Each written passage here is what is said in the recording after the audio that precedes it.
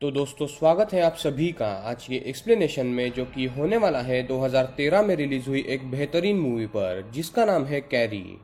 दोस्तों ये movie one of my favourite movie है जिसे मैंने कुछ साल पहले देखा था। ये मूवी एडेप्टेशन है 1976 एंड 2002 में रिलीज हुई कैरी मूवी की एंड मूवी का प्लॉट बेस्ड है स्टीफन किंग की नोवेल जो 1974 में पब्लिश हुई थी और उसका नाम भी कैरी ही था। दोस्तों ये एक सुपरनेचुरल हॉरर फिल्म है जिसकी IMDb रेटिंग है 5.9 आउट ऑफ 10 एंड रॉटन टोमेटोज पर मूवी को मिले है 50% एंड इसकी मेटाक्रिटिक स्कोर है 53% एंड मेरे ख्याल से तो इसकी रेटिंग ज्यादा होनी चाहिए थी। मूवी का प्लॉट काफी अलग है एंड मूवी की एंडिंग भी काफी कंफ्यूजिंग है। तो आज हम कैरी मूवी को डिटेल में जानेंगे। तो गाइज अगर आप चैनल पर न्यू है तो चैनल को सब्सक्राइब करके बेल आइकॉन जरूर दबा दें और साथ ही साथ आपको ये मूवी अगर हिंदी में देखनी है तो आप मुझे इंस्टाग्राम पर फॉलो करके DM करें, मैं आपको मूवी की लिंक प्रोवाइड कर दूंगा। तो अब बिना वक्त गवाए सीधा चलते हैं वीडियो की तरफ।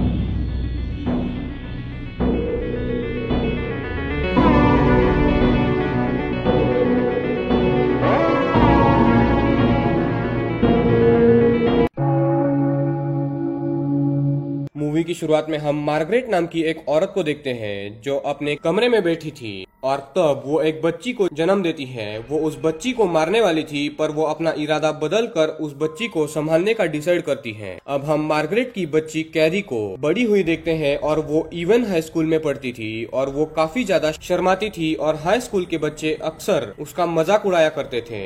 एक बार ऐसे ही जिम वाटर स्पोर्ट के बाद जब कैरी शॉवर ले रही थी तो कैरी अपना फर्स्ट मेंस्ट्रुअल पीरियड एक्सपीरियंस करती है और उसे इसके बारे में कुछ भी पता नहीं था कि ये क्या होता है क्योंकि उसकी मॉम ने उसे इसके बारे में आज तक नहीं बताया था। कैरी खून देखकर बाथरूम से बाहर आकर मदद मांगती है और तब बाकी सारी लड़कियां उस पर हंसने लगती हैं क्योंकि कैरी को इतनी बेसिक चीज भी नहीं पता थी और सारी लड़कियां उस पे चीजें फेंकने लगती हैं और क्रिस्टीन ये सारी हरकत कैमरा में रिकॉर्ड कर लेती है और कैरी को बहुत बुरा लगता है। तब उसकी जिम टीचर वहाँ आकर सारा मामला संभालती है। फिर स्कूल के बाद कैरी की मॉम उसे लेने आती है और घर जाके कैरी अपने मॉम से पूछती है कि आपने मुझे इसके बारे में क्यों नहीं बताया। तो उसकी मॉम जो है वो एक डिस्टर्ब रिलीजियस औरत थी। वो कैरी को बाइबल की बातें पढ़ाने लगती है जिसका इस सिचुएशन से कुछ भी संबंध नहीं था और कैरी अपनी मॉम को शांत रह के मेन सिचुएशन पर बात करने बोलती है पर उसकी मॉम नहीं सुनती और वो रिलीजियस चैंटिंग शुरू रखती है और उसकी मॉम के हिसाब से हर चीज पाप थी और उसके हिसाब से कैरी ने भगवान से हर चीज के लिए माफी मांगनी चाहिए। और फिर वो कैरी को मार के और धमका के एक छोटे से रूम में जहाँ जीसस की तस्वीरें एंड मूर्ति थी वहाँ जाके कैरी को माफी मांगने बोलती है जबकि कैरी ने कुछ भी नहीं किया था और वो कैरी को उस रूम में लॉक कर देती है। कैरी अंदर से बहुत जोर से चिल्लाती है और अपना हाथ दरवाजे पर मारती है तो डोर पर एक शार्प कट पड़ जाता है। यानी गाइस कैरी नॉर्मल नहीं थी और उसके पास एक अनोखी शक्ति थी जिसके बारे में हम आगे जानेंगे। उस कट को देखकर कैरी खुद भी डर जाती है और वो शांति से एक जगह पर बैठ जाती है और उस कमरे के अंदर की जीसस की मूर्ति से खून निकलने लगता है और उसकी मॉम बाहर प्रे करने लगती है। दूसरी तरफ सू नाम की लड़की अपने बॉयफ्रेंड टॉमी के साथ थी और ये दोनों इंटीमेट हो रहे थे पर सू जो कैरी के साथ हुआ उसके चलते परेशान थी। भले ही उस समय सू ने बाकी लड़कियों का साथ दिया था पर उसे अब इस बात पे पछतावा हो रहा था। दूसरी ओर क्रिस्टीन अपने बॉयफ्रेंड के साथ थी और क्रिस्टीन ने जो कैरी की वीडियो बनाई थी वो उस वीडियो को YouTube पर अपलोड कर देती है और वो खुद भी एक लड़की थी पर फिर भी वो कैरी की हालत समझ नहीं पा रही थी। एक तरीके से कैरी के जीवन में सिर्फ प्रॉब्लम्स ही थी। घर में पागल सी माँ जिसके हिसाब से हर चीज पाप थी और वो हर चीज के लिए कैरी को मूर्ति के सामने माफी मांगने बोलती थी और उसे काफी मेंटल टॉर्चर भी करती थी। और दूसरी ओर कैरी के स्कूलमेट्स जो पहले से ही कैरी को वियर्ड समझते थे और अब उस इंसिडेंट के बाद से और क्रिस्टीन के वीडियो अपलोड करने के बाद तो कैरी की हालत और भी खराब होने वाली थी। अगले दिन सारी बात इनके जिम टीचर को पता चलती है जिसका नाम था मिस डेसजार्डिन और वो सारी लड़कियों को ग्राउंड के चक्कर लगवाती है और काफी मेहनत करवाती है और थक हार कर क्रिस्टीन जिम टीचर से जुबान लड़ाती है जबकि गलती उसकी थी। तो टीचर क्रिस्टीन को सस्पेंड कर देती है एंड कुछ दिन बाद इनकी स्कूल में प्रॉम पार्टी यानी कि सेंड ऑफ पार्टी होने वाली थी और क्रिस्टीन को वहाँ भी आने से मना कर दिया जाता है। क्रिस्टीन अपने दोस्तों से मदद मांगती है कि ऐसा नहीं होना चाहिए और उन्होंने कुछ भी गलत नहीं किया पर कोई भी लड़की क्रिस्टीन का साथ नहीं देती क्योंकि सारी लड़कियां सस्पेंड होने से डरती थी और उनमें से कुछ लड़कियों को कैरी के साथ जो हुआ उसके लिए पछतावा हो रहा था।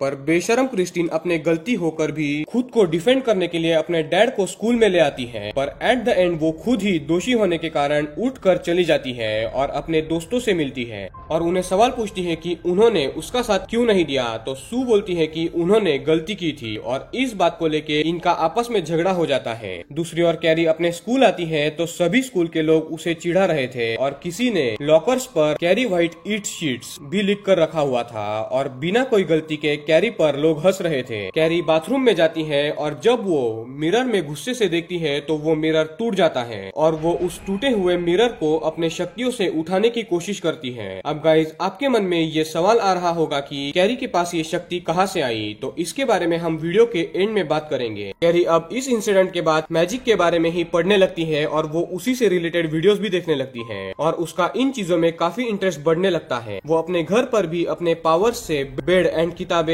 हवा में लेविटेट करवाती है। रूम से आवाज आने के कारण मार्गरेट एक चाकू लेके कैरी के कमरे में जाती है तो कैरी सोने का नाटक करती है। And guys it seems like कि कैरी के मॉम को उसके शक्तियों के बारे में पता था। अगले दिन सू अपने बॉयफ्रेंड टॉमी को बोलती है कि उसने जो किया उसका उसे पछतावा हो रहा है और वो इसे सुधारना चाहती है और इसीलिए तुम कैरी को लेके प्रॉम पार्टी में जाओ। फर्स्ट टाइम किसी ने उससे अच्छे से बात की, उसे कपल पार्टी में इनवाइट किया तो उसे अच्छा लगेगा और वो खुद उस पार्टी में नहीं आएगी और वो कैरी के लिए ये कुर्बानी देगी। शुरुआत में तो टॉमी रेडी नहीं होता पर बाद में वो मान जाता है। टॉमी उसी दिन कैरी से बात करता है और उसे प्रॉम पार्टी के लिए इनवाइट करता है। कैरी एकदम सरप्राइज थी और उसे लगता है कि फिर से सब उसके साथ मजाक कर रहे हैं और वो वहाँ से उठकर निकल पड़ती है, पर टॉमी उसके पीछे आके उसे मनाता है पर कैरी रोते हुए चली जाती है और एक जगह बैठकर रोने लगती है। तब कैरी की जिम टीचर वहाँ आती है जो कैरी को संभाल कर उसे बोलती है कि टॉमी भले ही सू का बॉयफ्रेंड हो पर वो सच में तुम्हारे साथ जाना चाहता होगा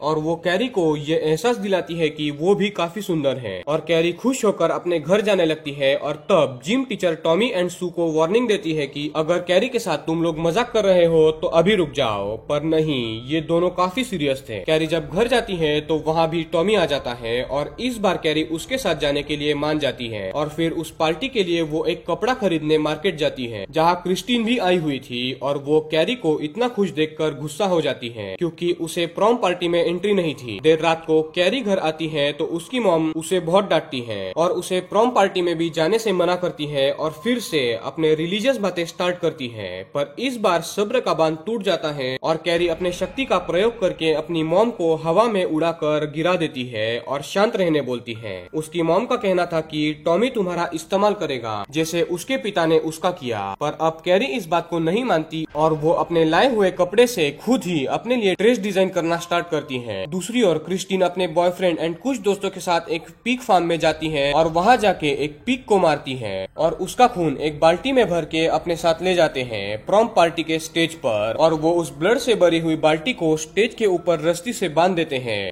अब प्रॉम पार्टी अगले दिन थी और सारे लोग तैयारी में लग जाते हैं और ये लोग काफी खर्चे करते हैं, पर कैरी अपना ड्रेस घर पे ही बनाती है और थोड़ा सा मेकअप करके रेडी होती है और अगले दिन जाने का समय आता है। कैरी की मॉम उसे जाने से मना करती है और बोलती है कि तुम पर शैतान का साया है और शैतान तुम्हारे अंदर है, तुम बुराई से बनी हुई हो, बाहर मत जाओ, वो लोग तुम पे हंसेंगे, तुम शैतान हो। ये सुन के कैरी अपने माँ के शरीर को अपने शक्ति से जकड़ती है और फिर उसका मुंह बंद करके अपने शक्ति से उसे उस छोटे कमरे में बंद करती है और दरवाजा लॉक कर देती है। और तब टॉमी एक बड़ी सी शानदार गाड़ी में कैरी को लेने आता है और ये दोनों गाड़ी में बैठकर पार्टी में जाते हैं और कैरी काफी खूबसूरत लग रही थी। वो दोनों पार्टी में काफी एंजॉय करते हैं, पर दूसरी ओर क्रिस्टीन की दोस्त एंड क्रिस्टीन अपने बॉयफ्रेंड के साथ कुछ गड़बड़ करने वाली थी। कैरी एंड टॉमी डांस करते हैं, साथ में काफी वक्त बिताते हैं और फिर best couple of the party decide करने का वक्त आता है और उसके लिए सभी को वोट करना था and surprisingly Tommy and carry की जोड़ी को बेस्ट कपल माना जाता है और कई लोगों ने इन दोनों को बेस्ट कपल के लिए वोट दिया था और ये दोनों स्टेज पर आते हैं और यहाँ से सब कुछ बिगड़ने वाला था।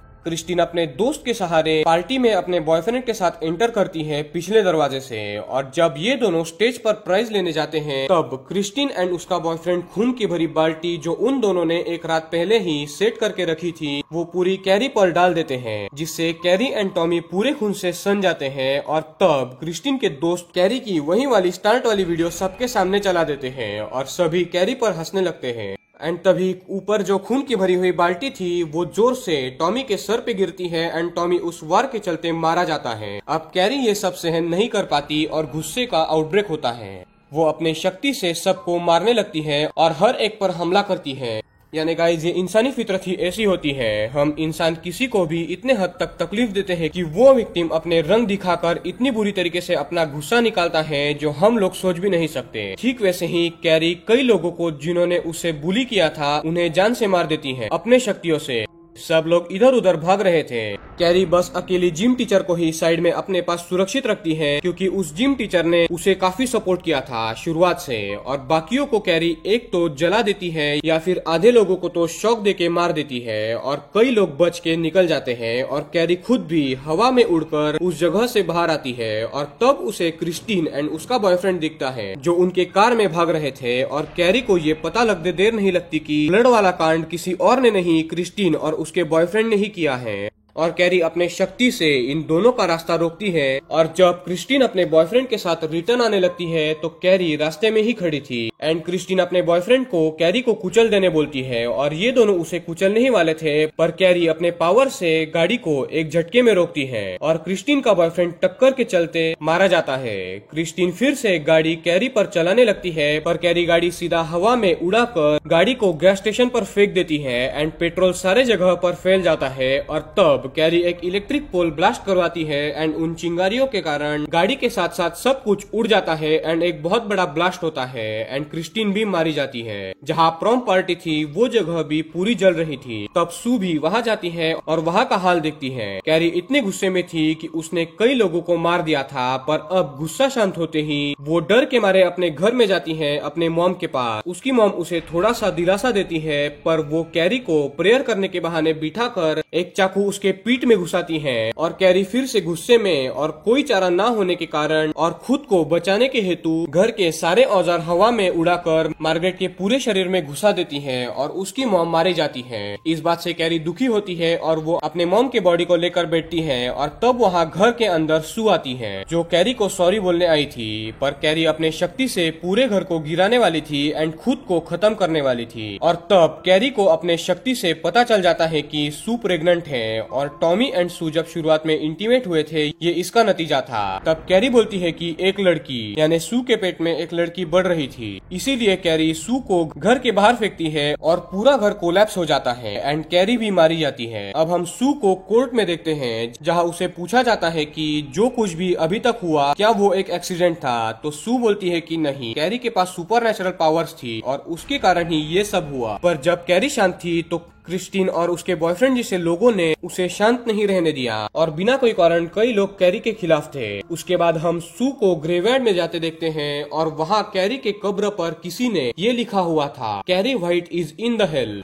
यानी कैरी नर्क में है। और जैसे ही सू उसके कब्र पर फूल रखती है उसके पेट में दर्द होने लगता है और हम सू को हॉस्पिटल में देखते हैं जहाँ डॉक्टर्स उसकी डिलीवरी कर रहे थे। और जब सू को लगता है कि उसने बच्चे को जन्म दे दिया तो वो नीचे देखती है और एक खून से सना हुआ हाथ आकर सू को पकड़ लेता है और सू रोने लगती है। पर ये उसका सपना था एंड असल में सू घर में ही थी और उसकी मॉम उसे संभालती है और उसे शांत रहने बोलती है। और ऐसा लग रहा था मानो कुछ ही दिन में सू बच्चे को जन्म देने वाली है। और कैरी ने मरने से पहले कहा था कि सू के पेट में लड़की है एंड यहाँ पर मूवी एंड होती है। तो दोस्तों, आई नो कि आपके मन में कई सारे सवाल होंगे कि कैरी के पास पावर कहाँ से आई, मरने के बाद वो कहाँ गई और स्पेशली सू को जो सपना आया था उसकी डिलीवरी का, तो उसका क्या मतलब था जहाँ एक खून से सना हुआ हाथ उसका हाथ पकड़ लेता है। तो इसके बारे में मैं आपको बताता हूँ। असल में इसका जवाब हमें मिलता है स्टीफन किंग के 1974 में लिखे गए नोवेल से जिसका नाम भी कैरी ही था। और कुछ सवाल के जवाब मिलते हैं मूवी के डिलीटेड सीन्स से।